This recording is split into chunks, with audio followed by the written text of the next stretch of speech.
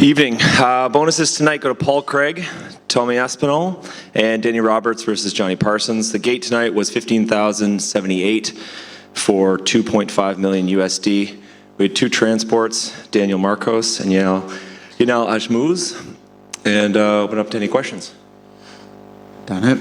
Hey. I feel like we ask you this every time, but crowd again, amazing in that main event, very loud. What's your thoughts on this trip to London? Trip was great. I mean, it feels like home, right? Like we've been here, I guess, 4 times in the last 18 months. So for us, coming off a pay-per-view in March, where it was a very intense week, big week, lots going on, big card, Dana and the whole crew, everyone here, it felt a little bit more manageable, but it felt like home, right? Like we've been in the O2 so many times now. I think for our crews, for the teams, it was fairly straightforward. Really nice to be in the city. The city also felt a little quieter this week. I don't know if everyone's watching the Ashes or they're up in Liverpool for the Open, but it was great. I think we had 12 fighters from UK and Ireland. We had 12 different nationalities represented.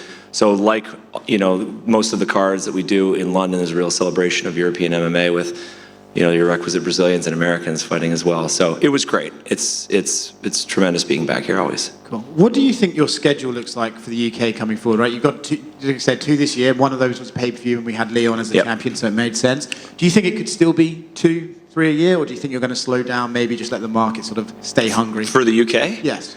No, I think we're going to continue with 2 a year at a minimum. I think what we're probably going to do in 2024 is move outside of London for one of the fights. So I don't think we're going to have 2 fights per year in London, but you never know what Dana wants to do depending on who's holding the belt and where people are ranked. But I wouldn't be surprised if it's been a while since we've been in Glasgow. It's been a while since we've been in Manchester.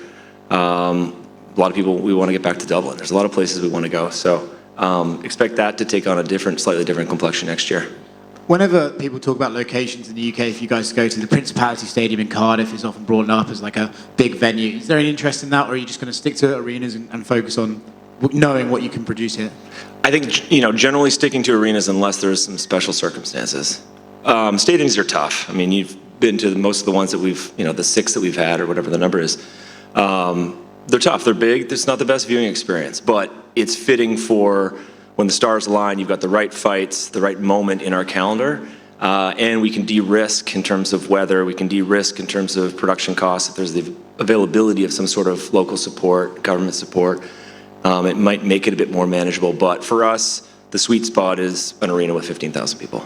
So it needs a special fight, like say Tom Aspinall versus John Jones in 2024, something like that? I mean, he's got it all mapped out. If he's going to Paris and he's going to sit there and watch the Gane fight, and take on that winner, perhaps, we'll see that happen late 2024. Thank you very much. Thank you. Hey, just over here. You mentioned Dublin there. Obviously, Sean O'Bannon made her UFC debut tonight. It seemed like there was a lot of push from the UFC ahead of it. Obviously, didn't go her way. But is the Irish market, is that one that you're looking to reach back into to return to Dublin next year? Yes. Yeah, the short answer is yes. It was pointed out earlier on by one of the key guys on our digital media team that next July will mark 10 years since the Conor fight. And, top of the list for sure. We want to get back. We want to get back at some point, just not sure when. Are the UFC actively looking to sign more Irish fighters? Reece McKee was just re-signed. Caelan Loughran just added. It seems a lot of people are expecting Paul Hughes to be the next. Yeah, I mean, that's a question you got to ask Sean or Mick or Hunter on that one. But certainly, if you see the last couple of years, several more athletes coming into the mix, and I think that lends itself well to returning back to Ireland at some point soon. Sorry. Yeah, Michael Venom Page was in the audience tonight, and he's now a free agent. Would the UFC have any interest in him? I mean, perhaps. I've got no idea. You assume that we would, given the fact that he's here and maybe he's a free agent, but definitely a question for Dana. I think there's, we were talking about it the other day, a long list of individuals who've come over, have done really well in other promotions and have come over. I mean, look at, Gaethje and Chandler and a few other guys. It'd be pretty exciting to add him to the mix, for sure. And the only guy in the kind of towards the top of the heavyweight division that doesn't seem to have anything booked yet, as far as I'm aware, is Sergey Pavlovich. Is there any idea what could be happening with him next, or would he be next in line for a title shot after the John Jones-Stipe fight? Not that I know. Not that I know. Sorry. Dave, down here. I know the pandemic threw off plans for global expansion, in particular with Africa. But can you provide an update on that? Because I remember when I spoke to you a few years ago, you were very enthusiastic and passionate about touching down there. So what's the status update with that? Yeah, I mean, I feel like we're making progress. We don't have anything definitive to report. We've been having a number of conversations around what it's going to take, what country to go to. If you've been listening to some of Dana's interviews and Lawrence's interviews over the past 4 or 5 months, like it's starting to gain a bit of momentum. Again, nothing to report now, but I'd be confident confident in saying that maybe mid to late next year, maybe 2025. But it's top of the list right now in terms of new territories, new countries and continents we've never been to. And obviously, you've been scouting this for a while. Do you have a short list of countries that are top contenders?